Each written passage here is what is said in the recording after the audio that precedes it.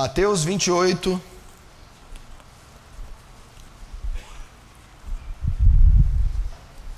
no verso 18.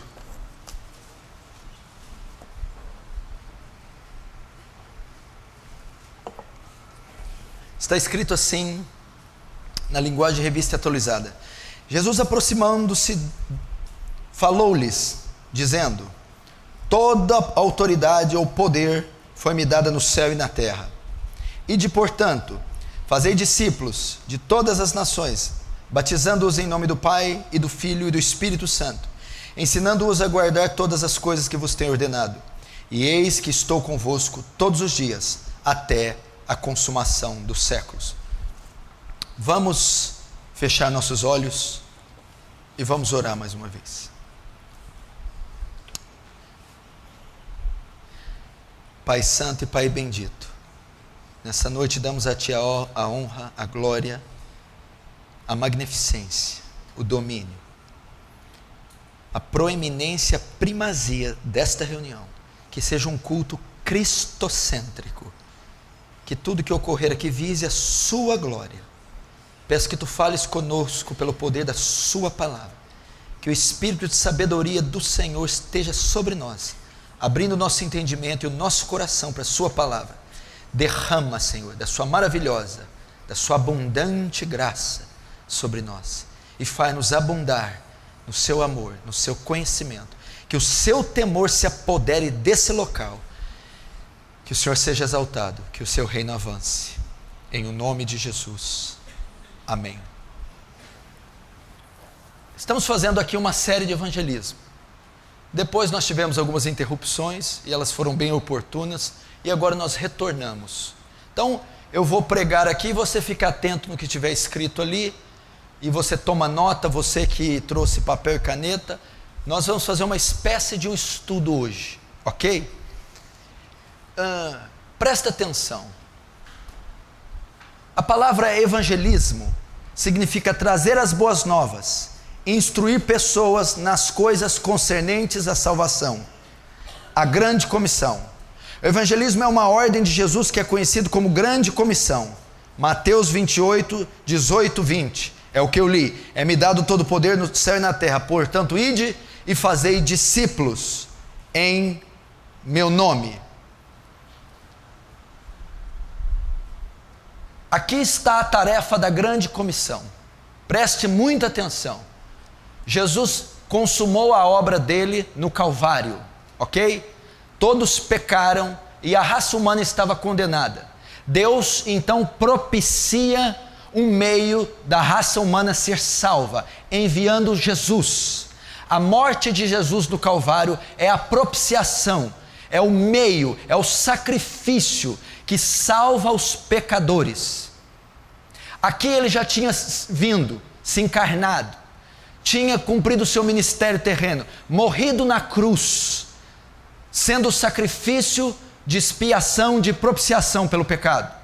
Ele ressuscita ao terceiro dia, demonstrando que o sacrifício dele foi aceito por Deus. A ressurreição de Cristo é muito importante no evangelismo, porque se ele só tivesse morrido, Satanás teria vencido.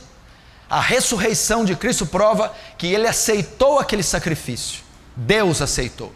E ele ressuscita ao terceiro dia. Fica na terra, depois da ressurreição, 40 dias mais ou menos na terra. Ele ressuscita e não vai para o céu direto. Fica 40 dias aqui com o corpo glorificado. E aqui neste texto, ele já está subindo aos céus. Mas antes de subir aos céus, ele encontra os apóstolos, com exceção de Judas, que havia suicidado, e mais alguns homens, e mais 500 discípulos. Ele reúne com eles, e ele dá uma ordem a eles, antes dele subir aos céus. Ele diz: portanto, ide e pregai o evangelho a toda criatura da terra. Página 2, Marcos 16, 15. E disse-lhes: ide por todo o mundo e pregai o evangelho a toda criatura da terra. Quem crer e for batizado será salvo, mas quem não crer será condenado.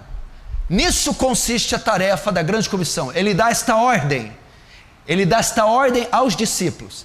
Aqueles 500 discípulos que estavam lá, mais os 12, representam a igreja e representam os cristãos de todas as eras.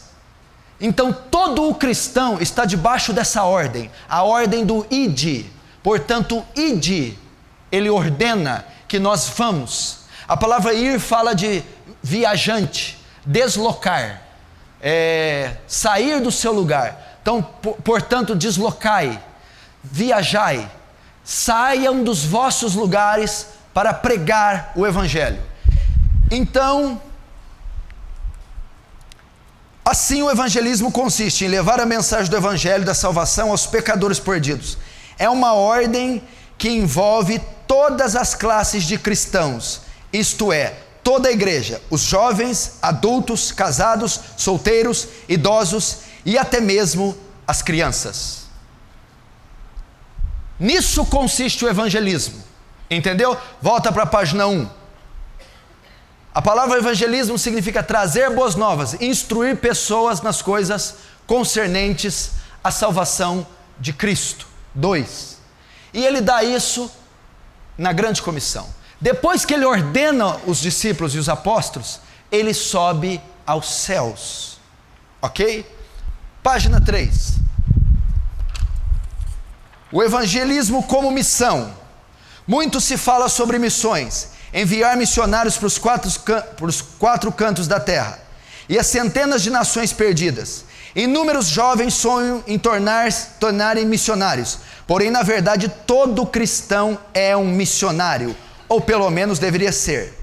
Todo cristão, eu disse todo, tem uma missão, aliás uma grande missão, que é ordenada por Cristo, pregar o evangelho a toda criatura da terra. Eu disse toda a criatura. Então, o que eu posso chamar da grande comissão? Comissão, chamados para uma missão. Chamados para uma missão. Quando Jesus reúne aqueles 500 discípulos, ele os chamou para uma missão. Grande comissão. Eles foram chamados para uma grande missão. E qual é essa missão? A evangelização da terra. A evangelização do mundo. Então todos que estão aqui são missionários, ou deveriam ser. Muito se fala de missões, missões transculturais, missões em outros países, mas na verdade a missão inicia dentro da nossa casa, na nossa vizinhança, no nosso trabalho. E qual é a nossa missão? Levar o aluno de escola, a tia, a mãe, o pai, o filho, o colega de trabalho, os perdidos em todo mundo, levar o evangelho a eles. Quando eu estou levando ao evangelho, eu me torno um missionário. Todos são missionários. Então a mensagem é para você. Você que está aqui precisa cumprir a tarefa da grande comissão. Por que ela é grande comissão? Por causa de duas coisas. Primeiro, ela é grande porque ela envolve a igreja toda. Toda a igreja está ordenada a evangelizar. Todo cristão converso está ordenado a evangelizar. Todo nascido de novo, todo membro de uma igreja bíblica cristã está debaixo dessa ordem. Ela é grande porque toda a igreja em todo o território mundial deve evangelizar. Ela é grande porque ela deve evangelizar toda a criatura da terra. Todos os seres humanos vivos têm que ouvir o evangelho. Devem ouvir o evangelho através da igreja. Então é uma grande ordem. Você precisa. Então quando Jesus morre e ele consuma a obra da salvação na cruz, ressuscita, ele aparece a esses discípulos e alguns momentos antes dele ascender aos céus, ele dá uma grande ordem. Aqueles discípulos representam a igreja ao longo de todos os séculos, e esta ordem se estendeu aqui hoje, aqui e agora, para essa igreja, para essa geração. Ele dá uma ordem que é chamada grande comissão, chamado a uma missão. Então ele chama a igreja, a Aliança do Calvário essa noite, a uma missão, a uma grande missão. Qual é a missão? A evangelização do mundo. Evangelizar quem? toda a criatura da terra, todas as pessoas que nunca ouviram o Evangelho, todo ser humano nascido de mulher deve ouvir o santo Evangelho da sua boca.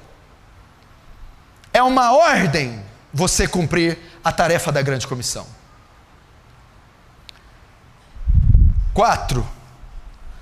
O evangelismo como missão. Alguns anos atrás, em Lausanne, na Suíça, tivemos um concílio, tivemos uma conferência, reunindo vários líderes de diversas partes do mundo. E foram dias de conferência na Suíça. E eles sintetizaram a conferência, era uma conferência evangélica, que reunia líderes líderes evangélicos de todo mundo. Para você ter uma ideia, um dos personagens que estavam nessa conferência era John Stott, o maior apologeta do século XX, que morreu 2 anos atrás. E eles sintetizaram a conferência, que ela tratava de evangelismo e missões. Eles estavam se reunindo, preocupados com a condição do mundo e com as missões e o evangelismo. Então, ao final dessa conferência, eles sintetizam, eles resumem a conferência assim: o propósito de Deus é o evangelho todo. O propósito de Deus é que se pregue todo o evangelho. Atos capítulo 20, quando Paulo vai se despedir de Éfeso, igreja que ele ficou 3 anos, ele diz: vocês são testemunhas que eu não deixei de anunciar a vocês de noite e de dia todo o conselho de Deus, toda a escritura, toda a palavra. O propósito de Deus é o evangelho todo, o evangelho numa forma completa, o evangelho sem que nós omitamos alguma parte, todo o evangelho. O propósito de Deus é o evangelho todo, por toda a igreja. O propósito de Deus é que toda a igreja pregue, que todo cristão anuncie, que todo nascido de novo pregue, que todas as classes de cristão, todas as idades, sexos, cores de cristãos na terra preguem o evangelho. Esse é o propósito de Deus, o evangelho na íntegra, não o evangelho prostituído, não o evangelho miserável. Hoje não se prega o evangelho todo, se prega parte do evangelho. Quando se prega parte do evangelho, não está se pregando o evangelho. Quando se fala só do amor de Deus, não se fala da ira de Deus, não é o evangelho. Quando se fala só da ira de Deus, não se fala do amor, não é o evangelho. Quando se fala só das promessas, só das bênçãos, e não se fala da cruz, do novo nascimento, não é o evangelho.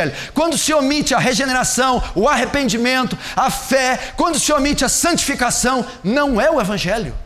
O propósito de Deus é que você que está sentado aqui saiba todo o evangelho na íntegra. E o propósito de Deus é que você ensine todo o evangelho.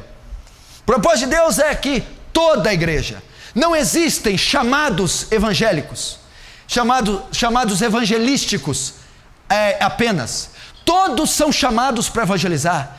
É lógico que a igreja ilustra os seus 5 dons. Na era primitiva: apóstolo, evangelista, doutor, mestre e pastor. Mas uma vez que o Espírito Santo foi derramado, todos estão debaixo dessa ordem. Se tem alguém sentado aqui que não se preocupa com evangelismo e missões, que não evangeliza, que não ora por pecadores, que não sai às ruas a pregar, que não intercede, jejua pela conversão de quaisquer ímpios que sejam, você está em pecado. O propósito de Deus é toda a igreja. É o evangelho todo, por toda a igreja, por todo o mundo. O propósito de Deus é que não evangelizemos uma só região.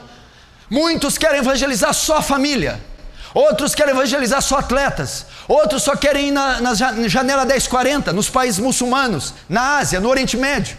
Não, o propósito de Deus é todo mundo, todas as culturas, todas as etnias, todos os povos, todos os municípios, vilarejos, aldeias, todo mundo tem que ser evangelizado, desde o Alasca nos esquimós, até nos países da África, no Sudão, desde a América do Sul, a ilha da Groenlândia, todo o mundo, toda a área geográfica, onde estiver um habitante, um homem, uma mulher, um jovem, uma criança ou um idoso.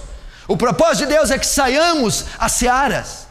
Jesus disse: Vede, vocês dizem que falta 6 meses para a ceifa, mas olhai e vede, os campos brancos estão, a seara está madura, em todos os territórios temos searas, temos trigo para colher, são as almas que estão aí perdidas, todas elas necessitam ouvir a salvação. O propósito de Deus é o mundo todo, e o propósito de Deus é a cada criatura, é por todo o evangelho todo, por toda a igreja, por todo mundo e a cada criatura. Não podemos fazer distinções de classes, não podemos fazer distinções de raças, não podemos fazer distinções de cores, de credos. Toda criatura deve ser evangelizada, todo ser humano deve ser evangelizado. Nós temos uma dificuldade, evangelizamos aqueles que temos empatia, não evangelizamos aqueles que temos uma antipatia. Eu tenho uma antipatia, um desamor com minha sogra, com meu cunhado, com aquele fulano que trabalhou comigo que é um sem vergonha. Isso não existe. É toda a criatura. Eu não dependo da minha empatia ou da simpatia, né, do outro para eu pregar. Ele disse: toda criatura da terra, todo ser humano. Um indigente que passar na frente da entrada da igreja, o açougueiro que te atende todo dia, o homem da caderneta do supermercado, a vizinha, o aposentado, o credor, o cobrador, o guarda, o vigia, todos que você tem contado, todos os seres humanos necessitam ouvir o evangelho.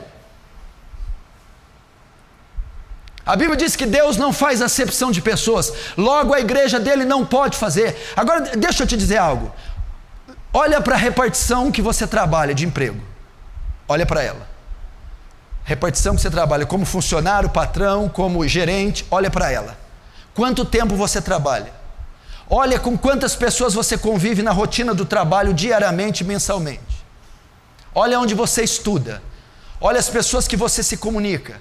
Eu quero dizer, quantas dessas pessoas, alguns giram em torno de 10, 15, outros 200, 500, dependendo do seu ofício, ou a sua região, os seus vizinhos aos quais você tem um certo contato. Quantos são os que circulam a sua vida? Quantos? Quantos desses já foram evangelizados diretamente por você? Não é dar uma Bíblia, não é chamar para vir na igreja. Quantos foram diretamente evangelizados por você? A tarefa da grande comissão, a vontade de Deus, o propósito de Deus é que toda criatura seja evangelizada.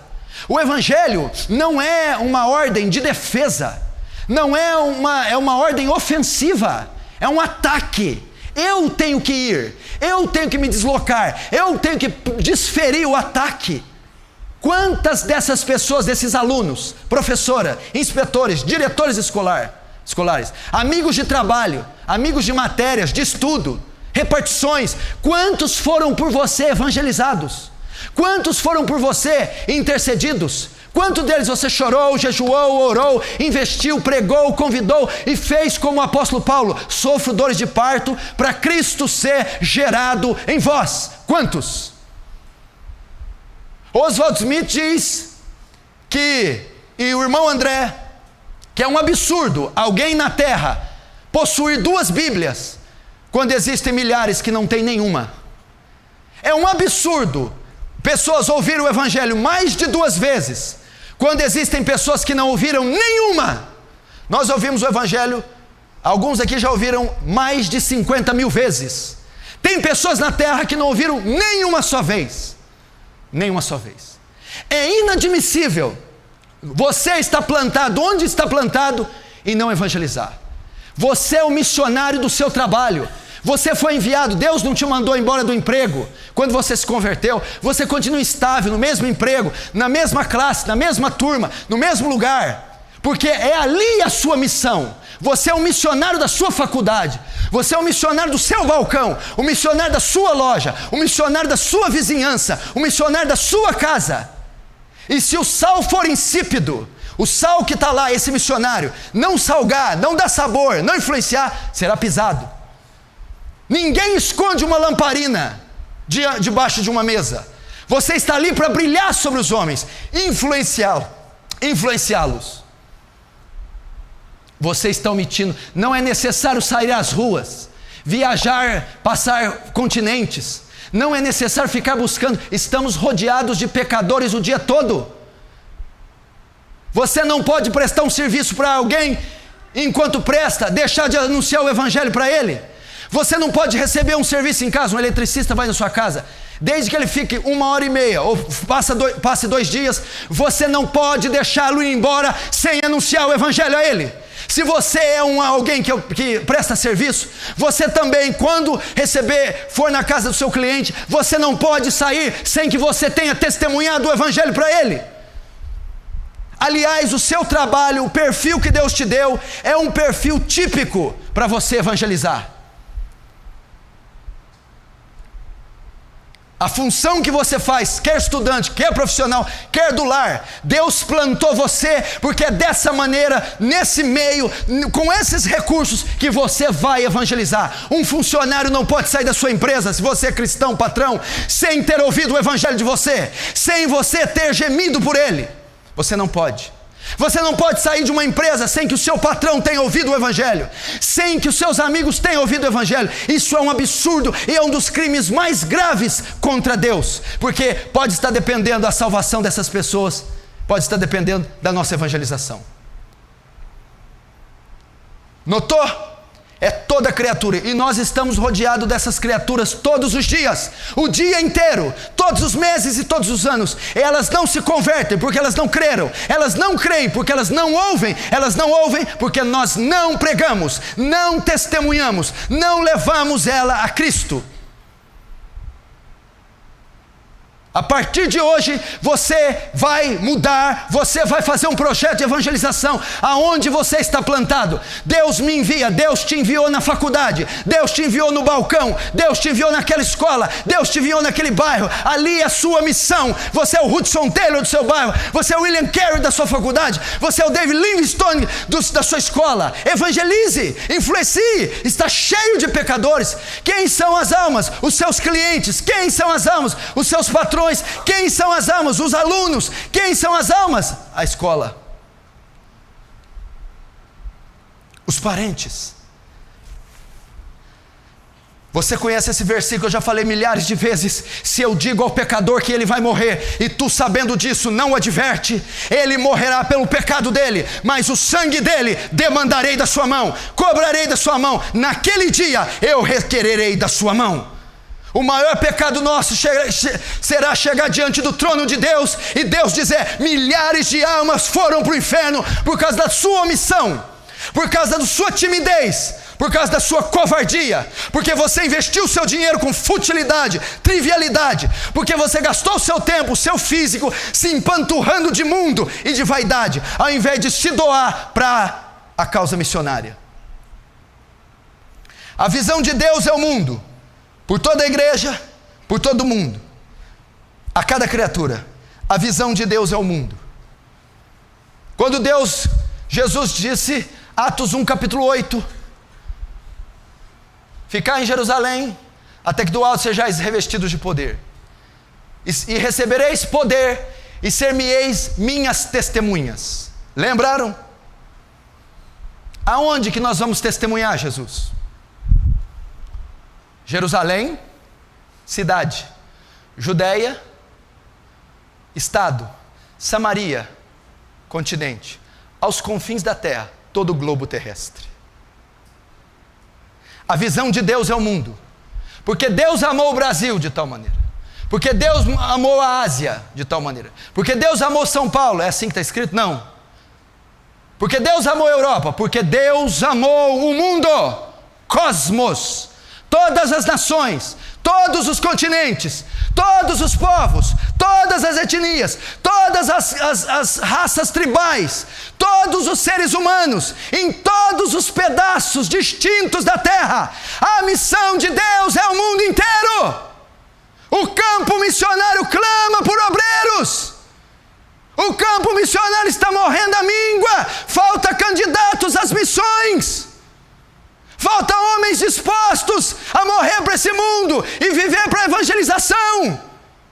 O século passado, 2 séculos, grandes missionários tivemos.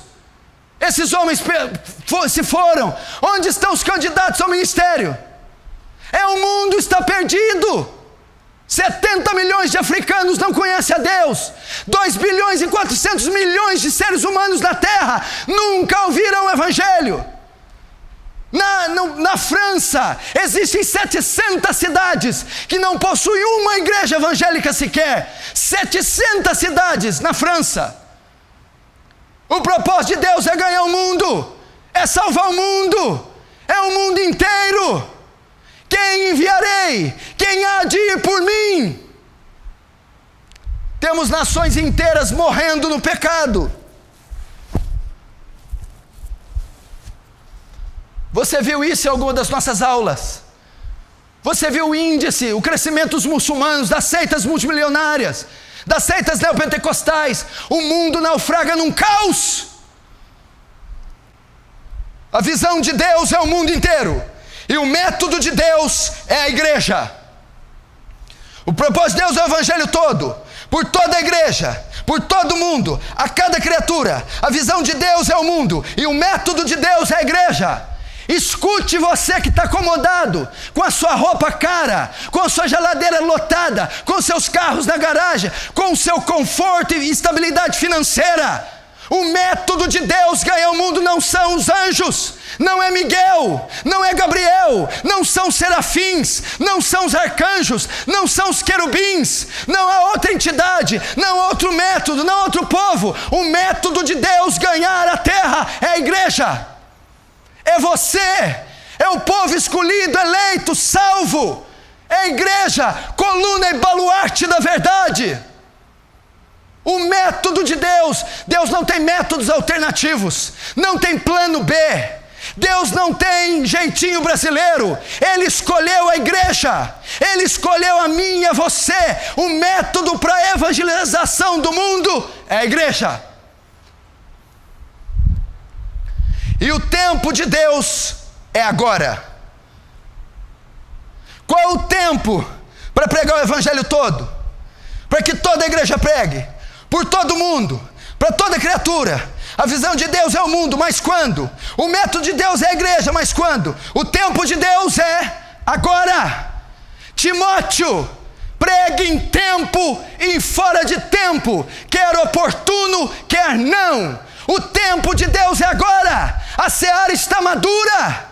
Vejam aí os povos. É hoje, na hora do lanche. É hoje no semáforo. É hoje num cruzamento. É hoje na casa da tia, do avô, do pai. É agora. Anuncia a boa nova da salvação agora. É amanhã cedo, no almoço, à tarde. É terça. O tempo de Deus para a evangelização é agora.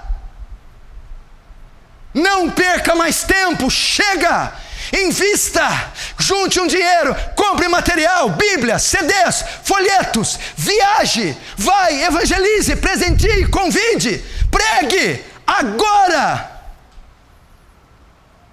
O tempo de Deus é agora. É agora. Por que o tempo de Deus é agora? Porque Jesus se aproxima, a volta. Por que o tempo é de agora? Porque o mundo jaz no maligno. Por que o tempo é agora? Porque todos estão debaixo da ira de Deus, estão morrendo. Só a hora que eu comecei a pregar, já morreram centenas de milhares de pessoas em todo o mundo. E a maioria delas foi ao inferno sem o evangelho. O tempo de Deus é agora. Portanto, ide é uma ordem imperativa, não pode ser recusada. A evangelização é imperativa, é hoje, é agora. Talvez o seu avô não passe dessa noite, seu vizinho, talvez o seu amigo vai fumar a última pedra de crack essa noite, sem ter ouvido o evangelho. Talvez a sua mãe e o seu pai, que estão empanturrando de cigarro e álcool uma hora dessa, podem ter um infarto essa noite.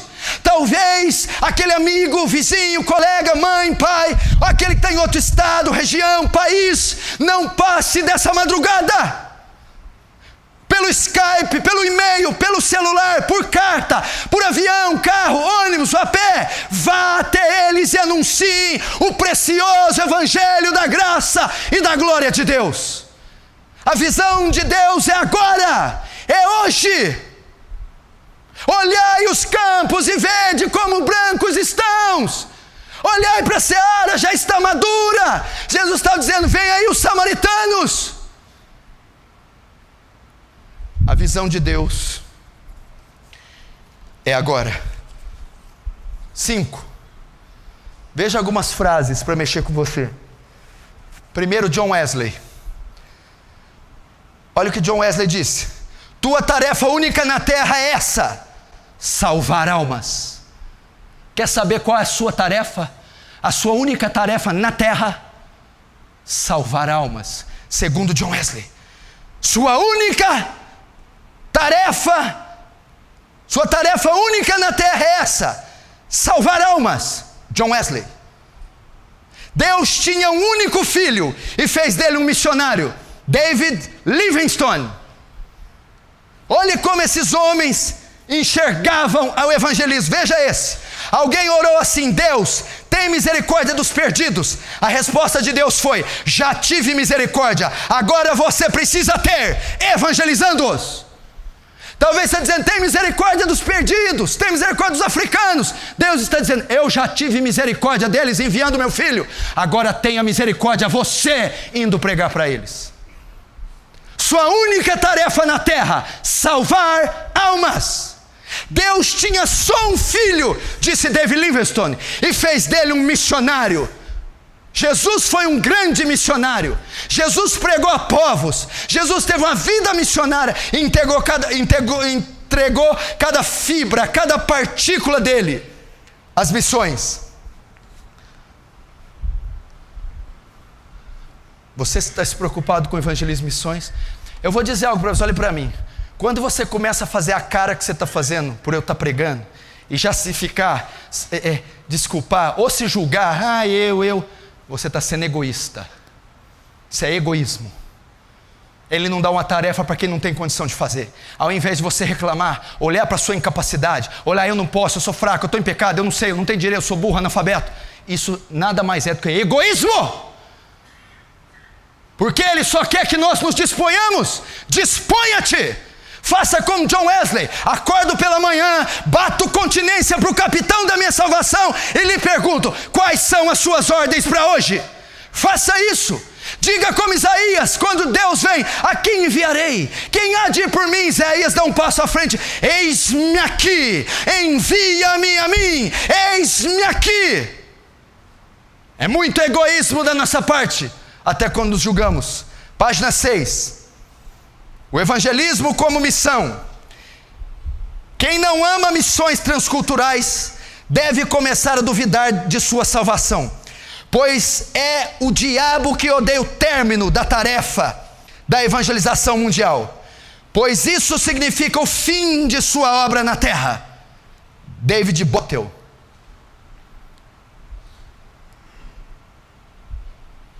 Será que você não ama missões transculturais? Você não se preocupa com a perdição dessas pessoas na terra? Dos milhares de africanos, hindus, asiáticos, coreanos perdidos. Na Índia tem 300 milhões de deuses. Eles não têm noção de Jesus, de cruz, de madeiro, de sangue. Eles adoram animais, serpentes, bois, vacas, porcos, crocodilos. Olha o que o Oswald Smith diz: Deus quer a evangelização do mundo, mas se você recusa sustentar as missões, você se opõe à vontade de Deus. Oswald Smith.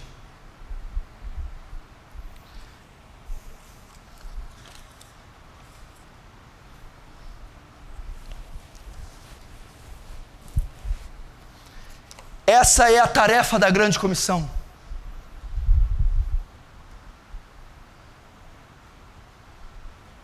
Seu propósito na terra: pregar o evangelho. Quanto você doou para missões esse ano?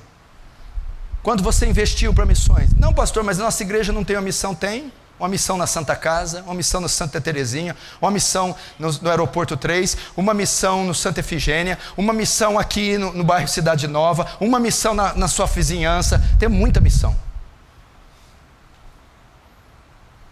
Você não pode ir: eu vou patrocinar os CDs. A igreja quer comprar 10 mil CDs. evangélicos, eu vou ajudar. Eu vou ajudar com cartaz, eu vou ajudar com obra social, eu vou ajudar cortando cabelo, vou ajudar ensinando informática, eu vou ajudar fazendo alguma coisa. Qual que é o viés da Heart Cry? Ou você entra no poço, ou você segura a corda. Ou você é o que entra no poço, o que está na frente das missões. Ou você é o que segura a corda, o que patrocina as missões. Agora o que você não pode é ficar sem nenhum dos dois. 7. O objetivo do evangelismo.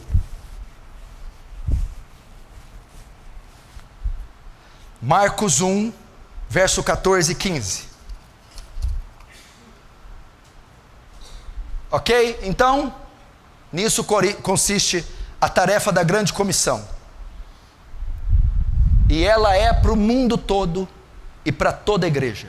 É para todos que estão aqui. Meu irmão, se você continuar calado, no dia do juízo vai ser um espetáculo de terror para você, meu irmão.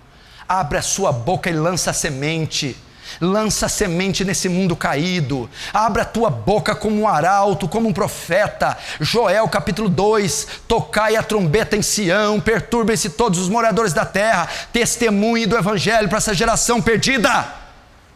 Senhoras, não se desculpem da idade. Adolescentes, não se desculpem da situação financeira. Adultos, casados, não se desculpem pelo seu lar. Preguem o evangelho. Qual que é o objetivo do evangelismo? O propósito do evangelismo, o ide. No que consiste? Vamos ver. Marcos 1,14. Veio Jesus para Galiléia pregando o evangelho do reino e dizendo, olha o que estava dentro da mensagem de Jesus: o tempo está cumprido e o reino de Deus está próximo. Arrependei-vos e crede no evangelho. Foi o que Jesus anunciou. Olha lá, o evangelismo consiste em levar os pecadores ao arrependimento e à fé, como está descrito no texto acima. Sua primeira mensagem, após 30 anos, foi: arrependei-vos e credes no evangelho. Jesus estava trazendo à consciência dos homens seu estado de perdição e condenação, chamando-os a se arrepender e crer na mensagem do reino de Deus. Só assim eles poderão se salvar. Olhe para mim. Jesus ficou 30 anos oculto, a não ser a parte que os evangelhos quiseram relatar, com 12 anos ele ensinando os doutores no templo. Mas os 30 anos de Jesus foram ocultos. Nasceu de uma virgem como um bebê. No 30º ano ele inicia o seu ministério. Jesus ficou por 30 anos calado, 30 anos quieto, 30 anos Jesus não falou nada. 30 anos depois, quando ele inicia o ministério, ele vai pregar o seu primeiro sermão, a sua primeira mensagem evangelística. Qual era a sua primeira mensagem depois de 30 anos calado? Arrependei-vos e credes no evangelho. O evangelismo consiste, aprenda, é um estudo, é uma lição, em levar os pecadores ao arrependimento e à fé. Nisso consiste o evangelismo. Levar os pecadores ao arrependimento e à fé. É isso. A primeira mensagem de Jesus não foi: deixa eu entrar no seu coração, por favor. A primeira mensagem de Jesus não foi: eu vou te dar uma casa, um carro. Não foi esse o método de evangelismo de Jesus. Jesus podia dizer: o reino de Deus está próximo, o tempo está cumprido. Quem quer abrir o coração para eu entrar? O reino de Deus está próximo, o tempo está cumprido. O tempo está cumprido, o reino de Deus está próximo. Quem quer uma casa? Quem quer cura? Foi essa a mensagem? O tempo de Deus está cumprido e o reino de Deus está próximo. Arrependei-vos e credes no evangelho. Foi esse o método de Jesus.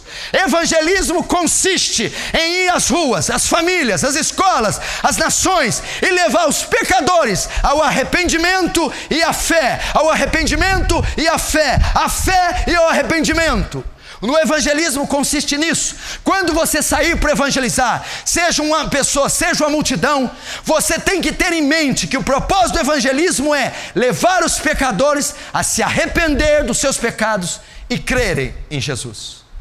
Evangelismo consiste em arrependimento e fé. arrependimento e fé. Agora você entende por que está cheio de bode na igreja? Como é que você pega um pecador depravado e fala assim, ó, Jesus te ama, Ele tem um plano maravilhoso para a sua vida, vem para a igreja que você vai ficar bem. Esse tipo de mensagem leva o pecador ao arrependimento e à fé? O propósito do evangelismo é levar eles ao arrependimento e à fé. Pensa num pecador aí, numa tantada. Se você chegar para ele, Deus vai te dar uma vida melhor, Deus vai curar você, Jesus te ama, olha, eu tenho um projeto maravilhoso para a sua vida. É esse o seu evangelismo, a maioria, né? Esse tipo de evangelismo vai levar o pecador ao arrependimento e à fé? Agora você está vendo que está cheio de bode na igreja?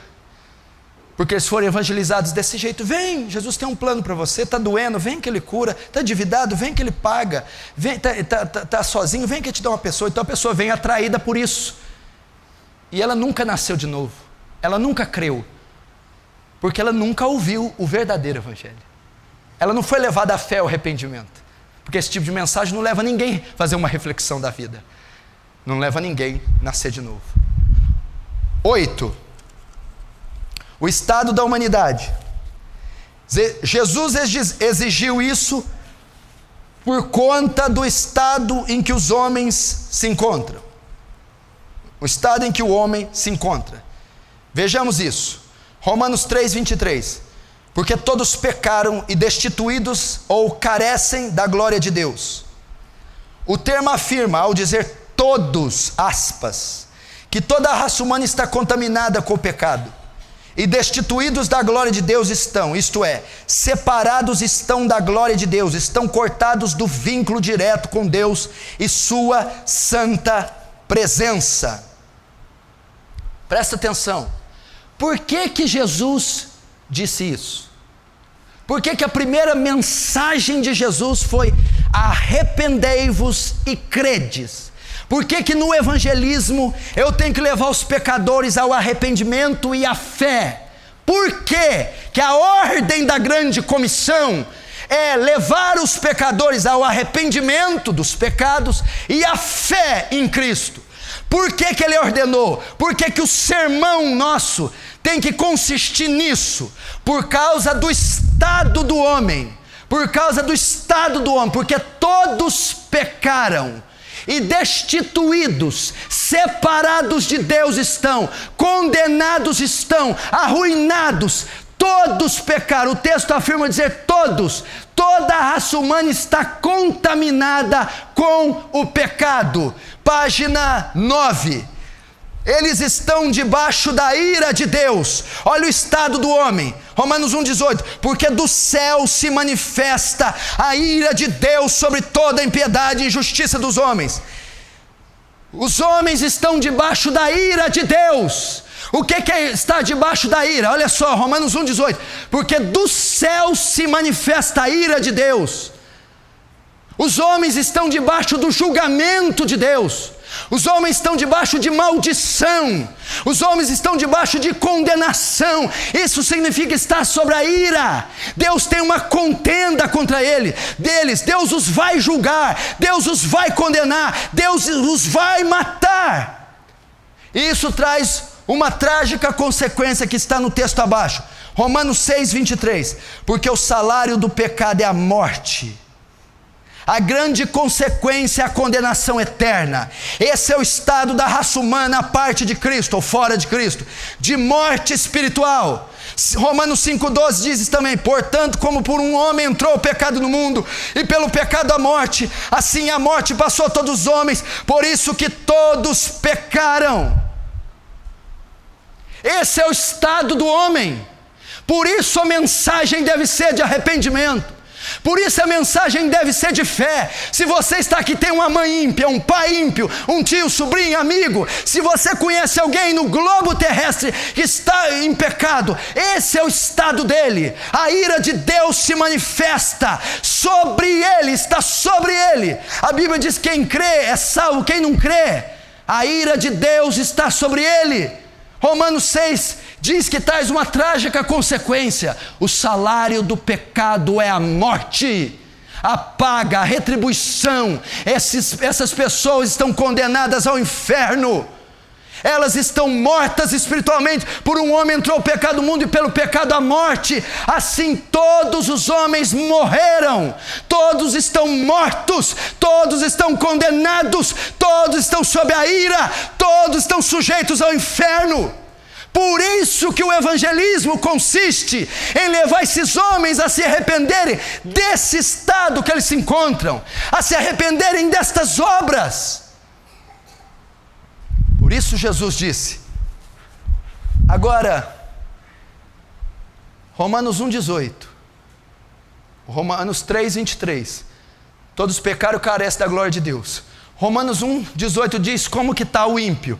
A ira de Deus está sobre ele. Romanos 6 diz qual é a condenação para ele? O inferno. Romanos 5 diz que ele morreu. Agora pega uma espécie de pecador dessa e fala: Jesus tem um plano maravilhoso na sua vida. Olha aqui com quem que você está falando. Você tem que dizer para eles: arrependam-se dos seus pecados e creiam no Evangelho. 10. Outros textos que diz, aqui se você quer estudar em casa, não vamos ter tempo, anota. Romanos 1, 18, 32, vai dizer o estado do ímpio. Quem é o ímpio? E ali tem uma lista, de 18 ao 32, estando cheios de toda iniquidade, maldade, avareza, prostituição. Romanos 3, 8, 18 também diz, como está escrito, não um justo sequer, nenhum, é o estado deles. Mateus 15, 19, sabe o que é? Romanos 1,18 fala das coisas mais atrozes que o ímpio faz: assassinato, fornicação, maldade, perversão. Romanos 3 é a mesma coisa. Mateus 15 é para aquele que diz: pastor, mas eu não mato, eu não estupro ninguém, eu não degolo ninguém, eu não aciono bomba atômica. Mas todo pecador tem isso no coração. Ele pode não fazer, mas está no coração. Jesus diz, Mateus 15, 19, porque do interior do homem, do coração, é que saem os adultérios, os assassinatos, os crimes. Todo pecador tem embutido, incutido, insuflado no seu coração a perversidade. Então uma velhinha que costura crochê e Adolf Hitler não tem diferença nenhuma no que diz respeito à essência pecaminosa. Tanto Hitler como a velhinha sem Jesus vão para o mesmo inferno. A velhinha que faz crochêzinho, porque a maldade está dentro do coração dessa mulher. A diferença é que a de Hitler manifestou em obras. Quantos estão entendendo, diz amém.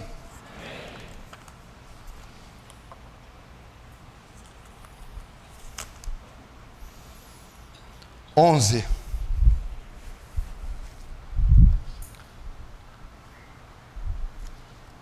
A cura para o pecado humano.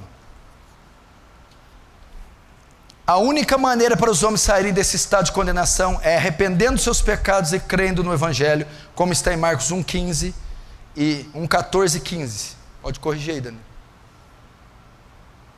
Não, é 1,15 e 16.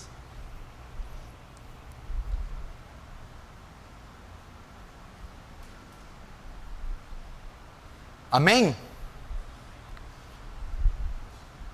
Por que Jesus ordenou isso? Agora você está entendendo? Vamos mais uma vez para você memorizar. 30 anos o Messias de Israel calado. 30 anos sem divulgar ou sem manifestar o seu ministério pessoal. 30 anos depois ele vai pronunciar o primeiro sermão. Qual é? Arrependei-vos e credes no Evangelho. Toda vez que você sai com um folheto na rua, uma Bíblia na mão, um CD, toda vez que você fazer uma visita para um pai amigo ou para um povo e for evangelizar, você tem que ter em mente uma coisa: eu devo levá-los ao arrependimento e à fé. Tudo que eu for falar tem que levar eles a arrepender-se e crerem, a arrepender-se e crerem. O evangelismo consiste nisso. Então, quando você preparar seu esboço, seu sermão, qualquer coisa que seja, tem que ser algo que vai levar essas pessoas a se arrependerem e crerem. A cura para o pecado humano. A única maneira para os homens saírem desse estado de condenação é se arrependendo dos pecados e crendo em Jesus Cristo. Por que o pecador deve se arrepender e crer? Por quê? Por que ele precisa se arrepender ou crer? Já parou para pensar por que ele é arrependendo e crendo que ele vai? Não tem outra maneira. Tem gente que acha que para ir para o céu acender vela, rezar missa, fazer um sacrifício, uma procissão, o karma, a peregrinação para Meca, o nirvana, e a pilha de êxtase, o santo daime, para tentar ser salvos. O evangelho diz que nada disso, nenhuma obra pode salvar, nenhuma prática externa, nada, só o arrependimento e a fé. Por que o arrependimento e a fé salva?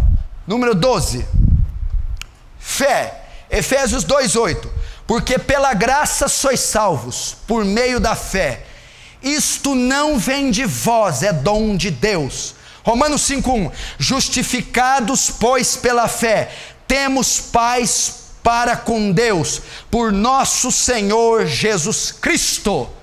Porque a fé é o único meio de conquistar a salvação, porque a fé é o único meio de mudar esse estado do homem de condenação para a salvação, porque a fé é o meio que Deus propiciou. Olha lá, porque pela graça sois salvos. Efésios está dizendo que há uma maneira de ser salvo, há uma maneira de ser perdoado, há uma maneira de sair da ira de Deus, há uma maneira de sair da justiça de Deus, é pela fé.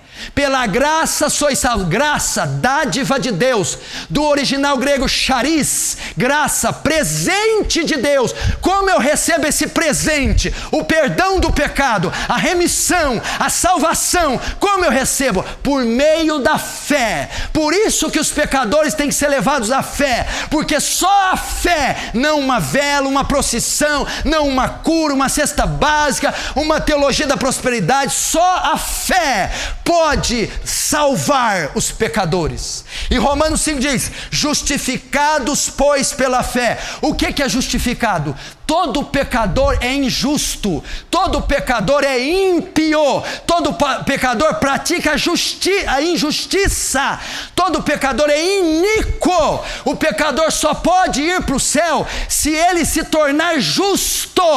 Como o pecador se torna justo? Justificado, pois, pela fé. Quando o pecador crê, quando o injusto crê, ele se torna justo diante de Deus.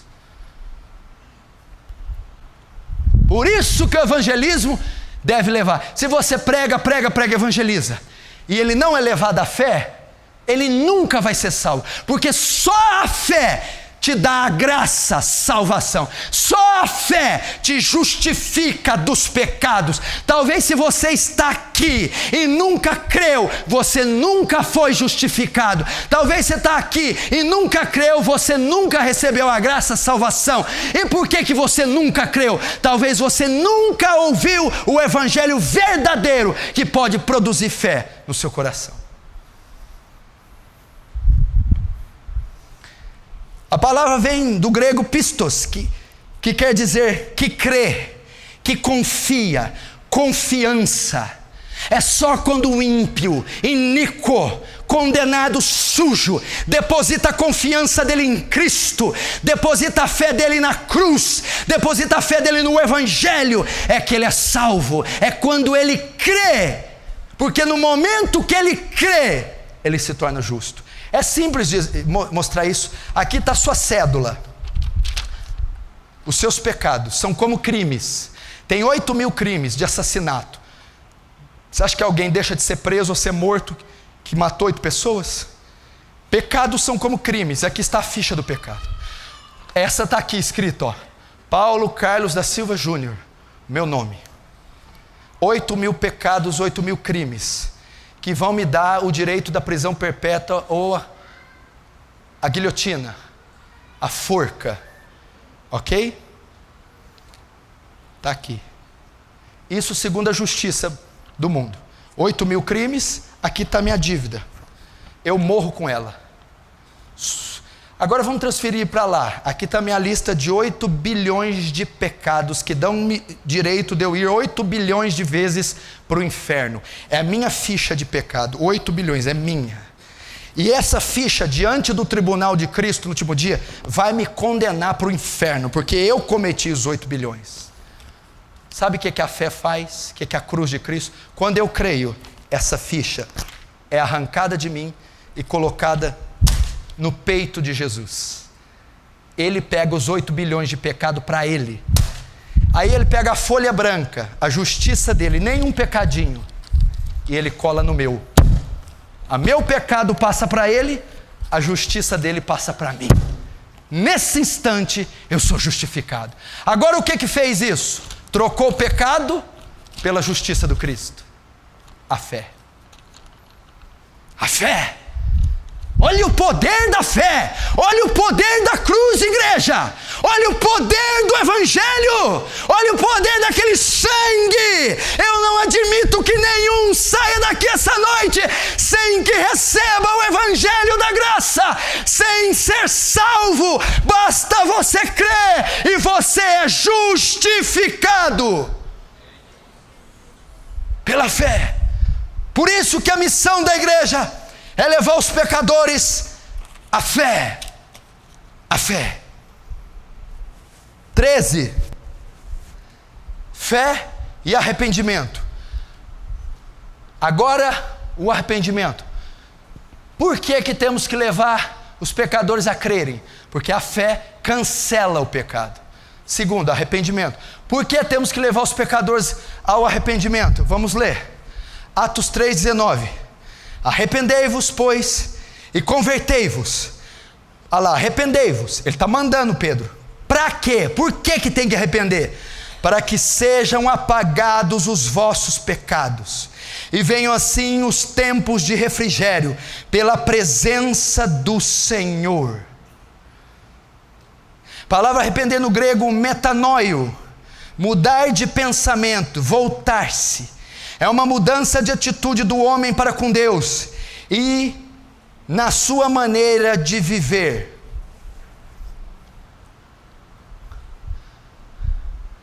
Presta atenção. Se você dá uma cesta básica para alguém, se você der uma Bíblia, se você fizer uma terapia, mas essa pessoa não se arrepender, ela não pode ser salva. E apareceu João Batista no deserto da Judéia pregando o arrependimento. E ele disse: produzis frutos dignos de arrependimento. Nicodemos, se alguém não nascer da água e do Espírito, não pode ver o reino dos céus. Entre outras palavras, Jesus estava dizendo: Nicodemos, ninguém pode herdar o reino dos céus se não arrepender-se.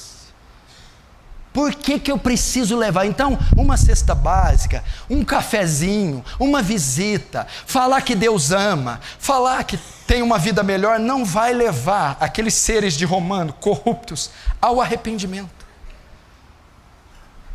Por que tem que levar ao arrependimento? Porque olha lá, arrependei-vos, pois, e convertei-vos. Por que, Pedro? Porque uma vez que vocês se arrependem, os seus pecados são apagados, e venham tempos de refrigério pela presença do Senhor. Meu irmão, para que os seus pecados sejam apagados, para que os pecados do seu vizinho, para que os pecados da sua mãe, tia, amiga, dos africanos, hindu e americanos sejam apagados, eles têm que se arrependerem. O arrependimento produz o perdão de Deus. O arrependimento produz o apagar dos pecados. Ele diz, Isaías: dos seus pecados eu não me lembrarei mais.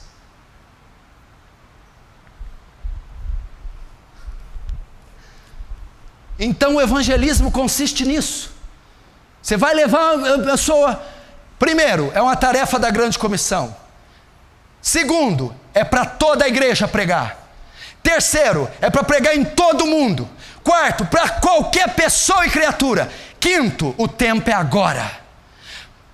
No que consiste o evangelismo? Levar os pecadores ao arrependimento e à fé. O primeiro sermão de Jesus. Portanto, o tempo está cumprido, o reino de Deus está próximo. Arrependei-vos e credes.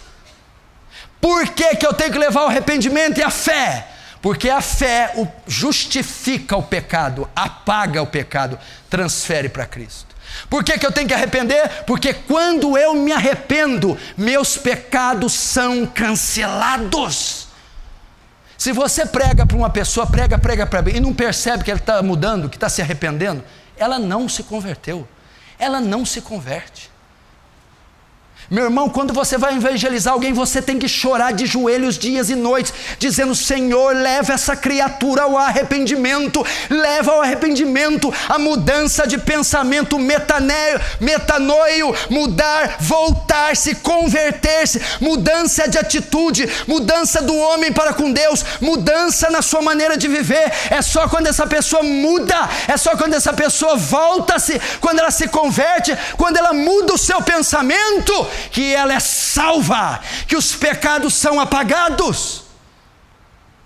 Então a sua luta com a sua mãe, com seu tio, vizinho, seu ministério, as missões, é levar esse povo a se arrepender, a voltar-se contra o seu pecado, a voltar-se para Deus, a mudar seu pensamento.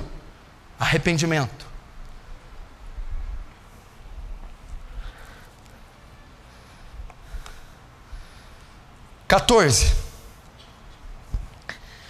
Porém, como os pecadores são levados ao arrependimento e à fé? Como eles se arrependem? Como eles creem? O que pode produzir arrependimento e fé em seus corações? Tais questões são de extrema importância, pois Jesus, em seus primeiros sermões pregados, chamou os pecadores ao arrependimento e à fé, mostrando que sem isso não poderiam ser salvos. Ok? Você está vendo a sequência que nós estamos fazendo, né? Você está vendo?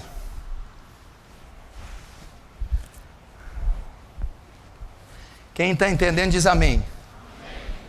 Se você depois quiser vir com pendrive, você pode pegar tudo isso aí, tá? Esse esboço, as aulas do discipulado, estão todas arquivadas. Você pega um pendrive e copia, está tudo no PowerPoint.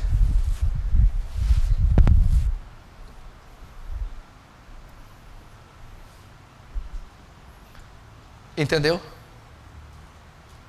Tarefa da grande comissão, obrigação da igreja, toda a igreja, para todo mundo, agora. Evangelismo é levar a mensagem de Cristo às pessoas. É uma grande comissão. Jesus deu uma ordem para a igreja, primeiro os 500, e se estende para toda a igreja de todas as eras, para nós. Você está debaixo dessa ordem.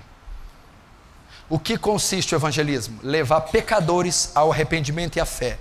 Por que levá-los ao arrependimento e à fé? Por causa do estado de depravação que eles se encontram e de julgamento. Arrependimento e fé. E por que arrependimento e fé? Porque quem arrepende, quem crê, seus pecados são cancelados, ele é justificado. Quem crê, recebe a graça, salvação. E arrepender, porque quem se arrepende, tem os seus pecados cancelados, apagados. É quase que a mesma coisa, arrependimento e fé. Elas acontecem quase simultaneamente. Alguns perguntam, quem vem primeiro, arrependimento ou a fé? Fé ou arrependimento? É quase que algo simultâneo. Alguns termos usam, quem crê é salvo, outros, quem arrepende é salvo. Então são quase que simultâneos. Ah, então é assim que um pecador é salvo? É. É assim que a minha mãe é salva? É. É assim que o meu pai? É. O vizinho, o amigo? É. É assim que qualquer cidadão da terra é salvo? É. É só ele crer? É. É só ele se arrepender? É. Se ele arrepender e crer, ele é salvo? Sim. Então como que eu faço para o meu pai arrepender e crer? Como que eu faço para minha tia? Os colegas de trabalho? Como que eu faço para a faculdade? Para as cidades? As missões, as nações, os povos? Como os pecadores são levados ao arrependimento e à fé? Como eles se arrependem? Como eles creem? O que pode produzir arrependimento e fé em seus corações? Vamos ver o que produz. 15. A resposta para essas perguntas se encontra em Romanos 10, 17, em Atos 2, 37 e 38.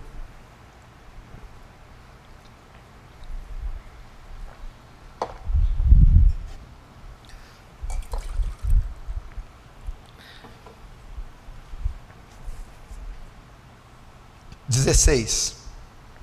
Romanos 10, 17. De sorte que a fé é, ok? A fé vem, a fé é produzida no coração de alguém pelo ouvir, e o ouvir pela palavra de Deus. A passagem acima fala, de sorte que a fé vem pelo ouvir e ouvir da palavra de Deus, ou seja, ouvir do evangelho. Assim, quando o pecador ouve o evangelho, ouve a pregação da santa palavra, ele pode crer, e se ele crer, ele será salvo, como Efésios 2:8. Pela graça sois salvos por meio da fé. Quem crer, segundo Efésios, é salvo. Romanos 10:17 diz: o que produz fé no coração de um pecador? Como a minha mãe, ela crê. Como que um africano crê? Quando ele ouve o evangelho. Assim, quando o pecador ouve o evangelho, ouve a pregação, ele crê. 17. Vamos ver a cura para o pecado humano. Veja o caso do eunuco etíope. Presta atenção nessa palavra. E correndo Filipe, ouviu que lia o profeta Isaías. O eunuco lia o profeta Isaías. Filipe disse: entendes tu o que lês? O eunuco responde: como poderei entender se alguém não me ensinar? Então Filipe, abrindo a sua boca e começando nessa escritura, lhe anunciou a Jesus. E indo eles caminhando, chegaram ao pé de alguma água. E disse o eunuco, presta atenção, e disse o eunuco: eis aqui a água, quem impede que eu seja batizado? Então disse Filipe: é lícito, você pode se batizar, se crês de todo o coração. Então respondendo ele disse: creio que Jesus Cristo é o Filho de Deus. E mandou parar o carro e desceram ambos a água, tanto Filipe como o eunuco, e o batizou. É o batismo mais rápido que a Bíblia menciona. É o evangelismo mais rápido que eu já vi. Estava numa carruagem conversando com ele, leu o profeta Isaías, pregou. O eunuco se batizou imediatamente depois. A fé, meu irmão, o que produz fé? A pregação do evangelho. Notem, o eunuco estava sentado no carro e ia adorar todo o tempo ali em Jerusalém. E quando ele volta da adoração, ele está lendo o profeta Isaías. Filipe vai na carruagem dele e pergunta: você está entendendo o que você está lendo? O eunuco diz: eu não entendo. Como é que eu posso entender se alguém não falar para mim? Como é que eu posso crer se eu não ouvir? O eunuco dizia: entendeu? O que salva não é a fé, Filipe? É. O que justifica não é a fé? É. Eu quero crer. Quer? E como eu vou crer se eu não ouvir? Porque a fé vem pelo ouvir. Então Filipe, começando dali de Isaías, expôs para ele o Cristo, pregou o evangelho. Quando Filipe prega o evangelho, a pessoa pode crer. Será que o eunuco creu? Quando ele viu uma água, disse: ali, pode me batizar. Filipe devolve: olha, se a pregação que eu disse produziu fé em você, você pode se batizar. Se o que eu falei gerou fé, você é salvo. É lícito se crer de todo o coração. Você crê? O eunuco disse: eu creio que Jesus Cristo é o Filho de Deus. O que produziu fé no eunuco? A pregação de Filipe, a exposição de Filipe. O eunuco ouviu, de sorte que a fé é pelo ouvir, e o ouvir da palavra. Filipe incrédulo, eunuco incrédulo, debaixo da ira de Deus, debaixo do juízo, filho da ira. Quando ele ouve, ele crê. Quando ele crê, ele é justificado. Quando ele é justificado, ele é salvo. É lícito se crer de todo o coração. Eu creio. Parou ali, desceram os dois à água, o eunuco se batizou. Então você vê que o evangelho, a pregação produziu fé no coração do eunuco. Quando você prega para alguém o evangelho, esse alguém é levado à fé. Esse alguém pode crer. quando você anuncia o Evangelho, a única coisa que pode salvar os pecadores, a única coisa que pode salvar esse mundo é a pregação do Evangelho. É quando o etíope, um africano, um hindu, um americano, um asiático ouvem a exposição do Evangelho, quando eles ouvem a fé produzida, gerada nos seus corações, e quando a fé é gerada e eles creem, eles são perdoados, eles são salvos. Fé. Então como que você vai levar sua mãe a crer? Os povos? Quando você prega o Evangelho. Arrependimento, o que produz? Página 18. O que produz arrependimento? Vamos ver Atos 18, Atos 2, verso 37 e 38. E ouvindo eles isto, compungiram-se em seus corações e perguntaram a Pedro e aos demais apóstolos: que faremos, homens e irmãos? E disse-lhes Pedro: arrependei-vos, e cada um de vós seja batizado em nome de Jesus Cristo, para perdão dos pecados, e recebereis o dom do Espírito Santo. Essa também é a maneira que Deus leva os homens ao arrependimento, ouvindo a pregação do Evangelho. Como pode ser visto no discurso de Pedro, a multidão, ao ouvir sua pregação, se arrependeu.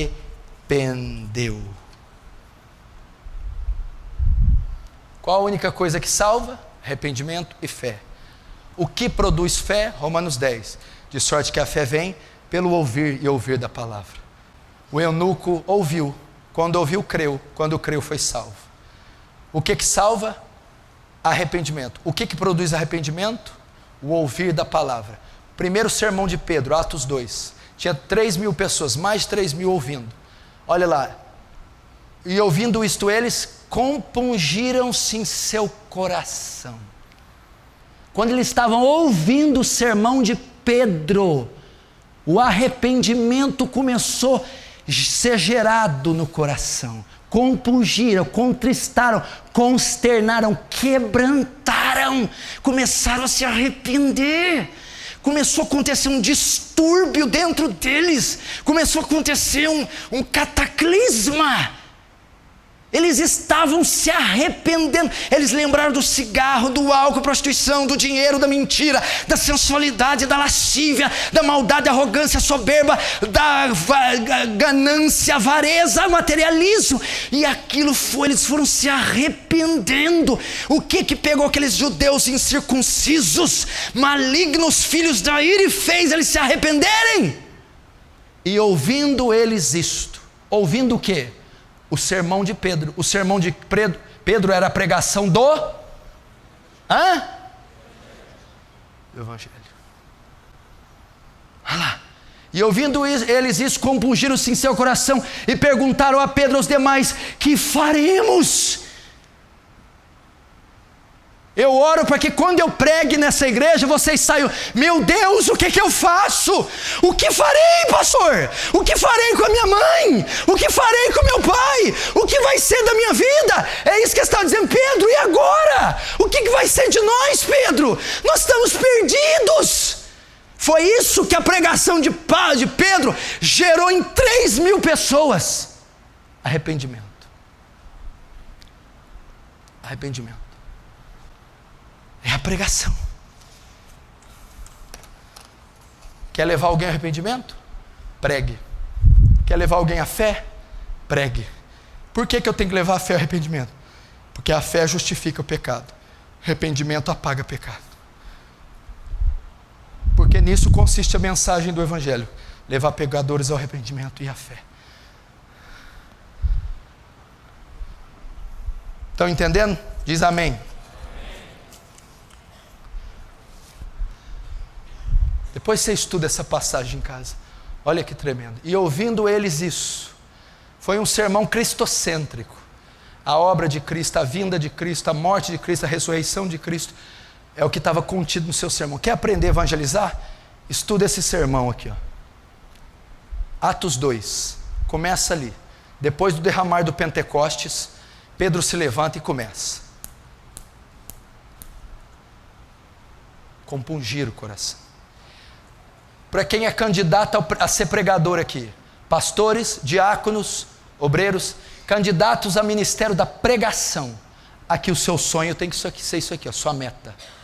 Toda vez que você pregar, estiver diante de um público, você tem que ser como Pedro, um Ezequiel, diante dos ossos secos. Sua meta é sair de um culto e os pecadores dizerem: meu Deus do céu, o que foi aquilo? Eu fui atravessado pela espada do Espírito essa noite. Meu coração se consternou, se inflamou, enquanto aquele pregador punha-se de pé e anunciava o Evangelho. Você, quando sobe num púlpito, tem que ser Ezequiel, diante dos ossos secos, ouvindo Deus dizer: profetiza e diz, ossos secos, ouvi a palavra do Senhor, para que os pecadores se constranjam. Último, e nós encerramos.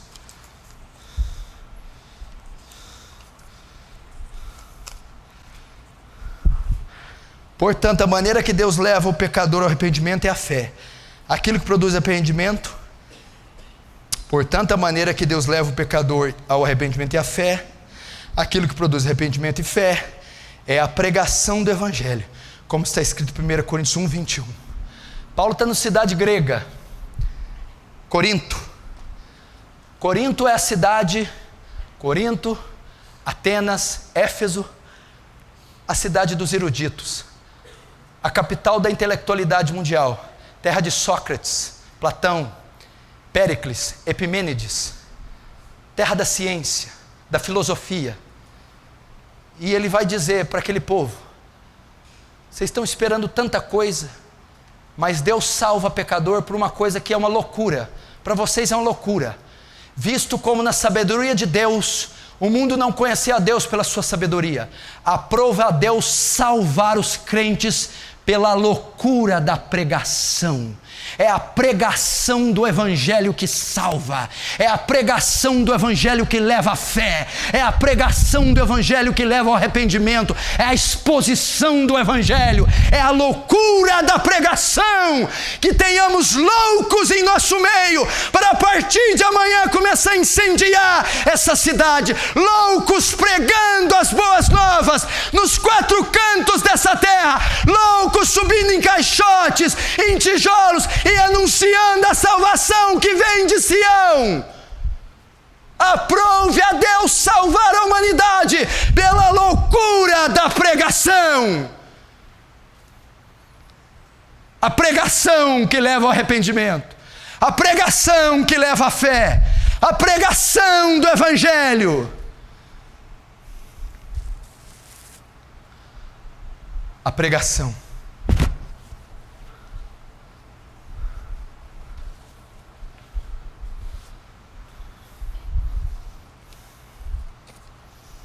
Do Evangelho.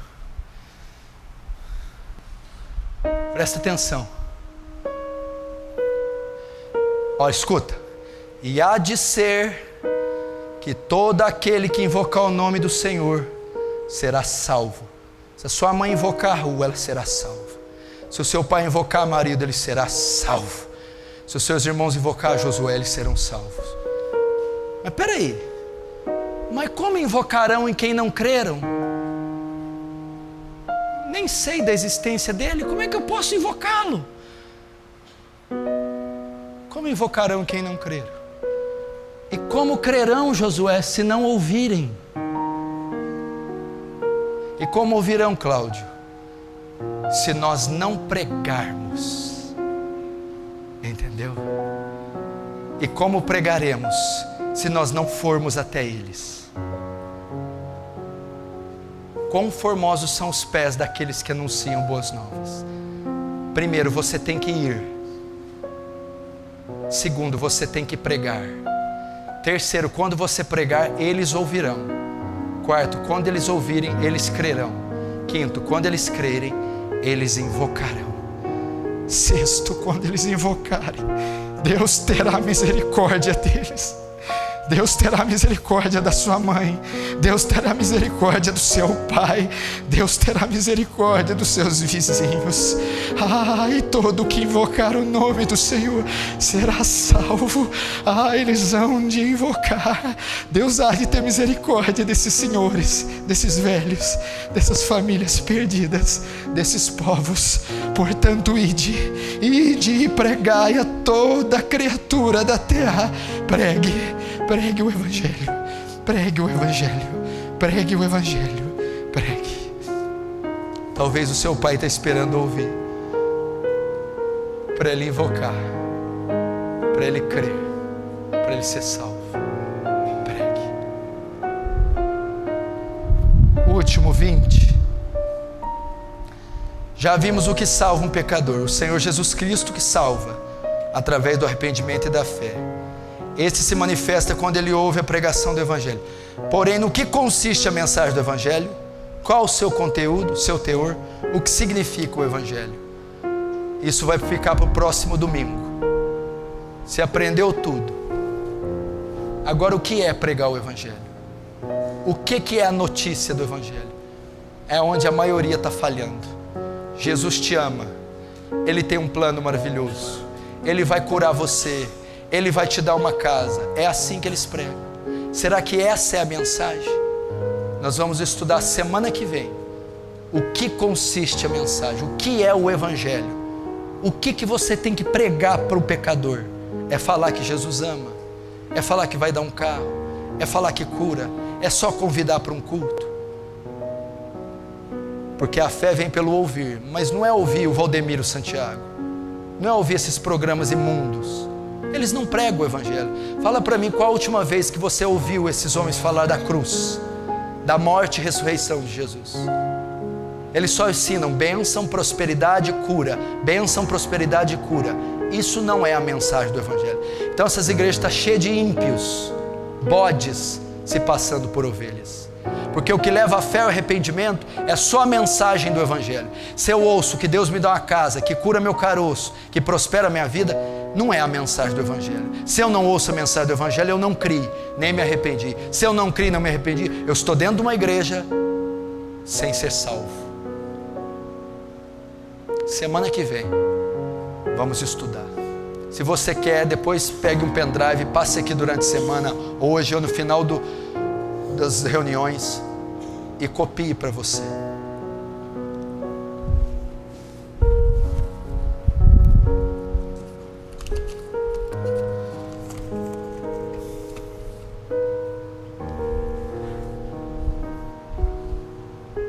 Essa é a obra da grande comissão. Que Deus levante soldados aqui essa noite, guerreiros, homens com a sua espada desembainhada, batendo continência para o capitão, esperando a ordem do general. Que tenhamos missionários aqui, profetas, que tenhamos evangelistas, um povo que morreu para esse mundo e que vai se ocupar de salvar os pecadores. Não pergunte como, quando, por quê, onde, quantos recursos, quem você é, o que você tem. Só diga: eis-me aqui, Senhor, envia-me a mim. Feche os seus olhos, curva a sua cabeça.